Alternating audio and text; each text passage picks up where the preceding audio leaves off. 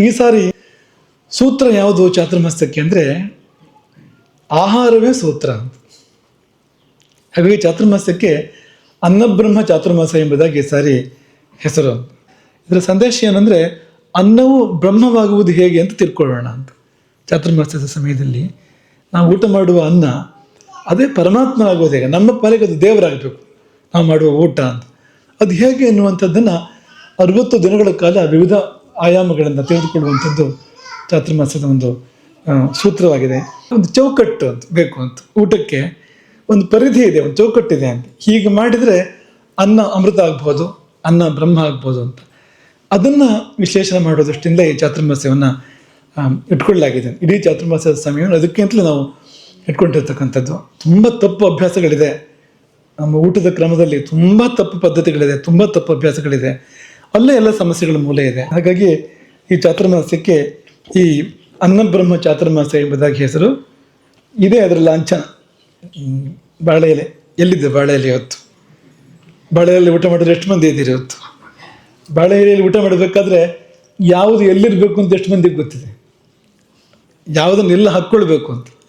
ಊಟ ಮಾಡೋ ವಿಷಯ ಆಮೇಲೆ, ಈ ಬಡಿಸ್ಕೊಳ್ಬೇಕಾದ್ರೆ ಎಲ್ಲಿ ಬಡಿಸ್ಕೊಳ್ಬೇಕು, ಉಪ್ಪೆಲ್ಲಿ, ಉಪ್ಪಿನಕಾಯಿಯಲ್ಲಿ, ಕೋಸಂಬರಿಯಲ್ಲಿ, ಪಲ್ಯೆಯಲ್ಲಿ, ಸಿಹಿಯಲ್ಲಿ, ಖಾರ ಎಲ್ಲಿ, ಅನ್ನ ಎಲ್ಲಿ, ತುಪ್ಪ ಎಲ್ಲಿ, ಅಧಿಕಾರ ಎಲ್ಲಿ, ಏನಾದರೂ ನಮ್ಗೆ ಗೊತ್ತಿದೆ ಇವತ್ತು ಅಂತ?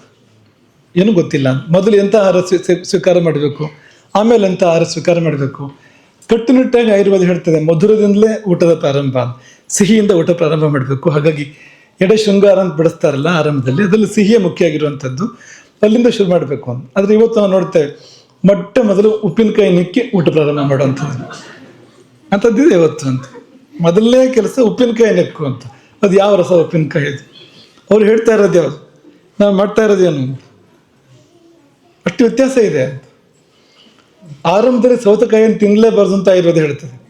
ಊಟ ಪ್ರಾರಂಭ ಮಾಡುವಾಗ ಸೌತೆಕಾಯಿ ತಿನ್ನಬಾರ್ದು, ಬಾಳೆಹಣ್ಣು ತಿನ್ನಬಾರ್ದು ಅಂತ ನಿಯಮ ಇದು. ಆದರೆ ನಾವು ಕೇಳಿದ್ದು, ನಾವು ನೋಡೋ ಅವಕಾಶಗಳು ನಮಗಿಲ್ಲ ಅಂತ, ಯೋಗ ಭಾಗ್ಯ ನಮಗಿಲ್ಲ. ಸಂತೋಷ ಇದೆ ನಮಗೆ.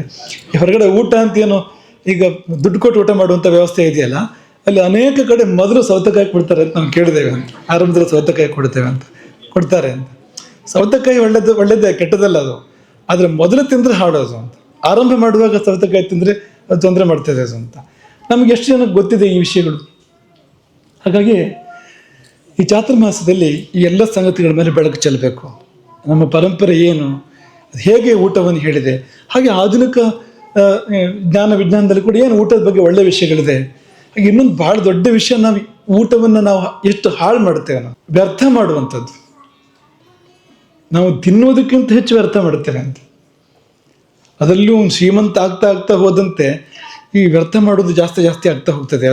ಅದರ ಅರ್ಥ ಏನು ಅಂದರೆ ಮುಂದೆ ಅವನಿಗೆ ಅಷ್ಟು ಉಪವಾಸ ಕಾದಿದೆ ಅಂತ, ಮುಂದಿನ ಜನ್ಮಗಳಲ್ಲಿ ಅಂತ. ಯಾಕೆಂದರೆ ಯಾರಿಗೂ ಇಲ್ಲದೆ ಹೋಯ್ತಲ್ಲ ಅನ್ನ, ಅದು ಅಷ್ಟು ಭಾಗ, ಅದು ಅನ್ನಕ್ಕೆ ಗೌರವ ಕೊಡಲಿಲ್ವಲ್ಲ, ಅಷ್ಟು ಉಪವಾಸ ಕಾದಿದೆ ಅಂತಲೇ ಅರ್ಥ ಅದಕ್ಕೆ ಅಂತ. ಹಾಗಾಗಿ ಈ ಎಲ್ಲವನ್ನೂ ಕೂಡ ನಾವು ಚಿಂತನೆ ಮಾಡಬೇಕು. ಏನೂ ಮಾಡ್ತಾ ಇಲ್ಲ ನಾವಿವತ್ತು. ಒಟ್ಟು ತಿನ್ನೋದು, ನಿಂತ್ಕೊಂಡಾಗ ಕೂತ್ಕೊಂಡಾಗ ಓಡಾಡ್ತಾನ, ಹೇಗೋ ಅದಕ್ಕೆ ಯಾವ ಮರ್ಯಾದೆಯೂ ಇಲ್ಲ ಆ ಊಟಕ್ಕೆ ಅಂತ. ಆ ರೀತಿಯಲ್ಲಿ ತುತ್ತಿನ ಚೀಲ ತುಂಬಿಸುವ ಕಾರ್ಯವನ್ನು ಮಾಡ್ತಾ ಇರುವಂಥದ್ದು ಊಟ ಅಂತ ಅದಕ್ಕೆ ಹೆಸರಲ್ಲ ಅದಕ್ಕೆ. ಹಾಗೆ ಅದು ಇವತ್ತು ನಡೀತಾ ಇದೆ. ಹಾಗಾಗಿ ಒಂದು ಚಿಂತನೆ ಅದೇನೆಂದರೆ 60 ದಿನಗಳ ಕಾಲ ಇಡೀ ಚಾತುರ್ಮಾಸದ ಅವಧಿಯಲ್ಲಿ ಈ ಆಹಾರದ ಬಗ್ಗೆ ಚಿಂತನೆ ಮಾಡೋಣ. ಪ್ರತಿ ಪ್ರವಚನವೂ ಕೂಡ ಆಹಾರದ ಬಗ್ಗೆ ಇರುವಂಥದ್ದು, ಪ್ರತಿದಿನವೂ ಕೂಡ ಅಥವಾ ಪ್ರತಿ ಪ್ರವಚನವೂ ಕೂಡ ಆಹಾರದ ಬಗ್ಗೆ ಇರುವಂಥದ್ದು. ಊಟದ ಒಂದು ನಿಜವಾದ ರೂಪದ ದರ್ಶನ ಈ ಸಮಯದಲ್ಲಿ ಆಗಬೇಕು ಅನ್ನುವಂಥ ಒಂದು ಪ್ರಯತ್ನ. ಹಾಗಾಗಿ ನೀವೆಲ್ಲ ಅದಕ್ಕೆ ಕೈ ಜೋಡಿಸ್ಬೇಕು. ಊಟದ ಬಗ್ಗೆ ತಿಳ್ಕೊಳ್ಬೇಕು ಅಂತ, ಸರಿಯಾಗಿ ಊಟ ಮಾಡಬೇಕು.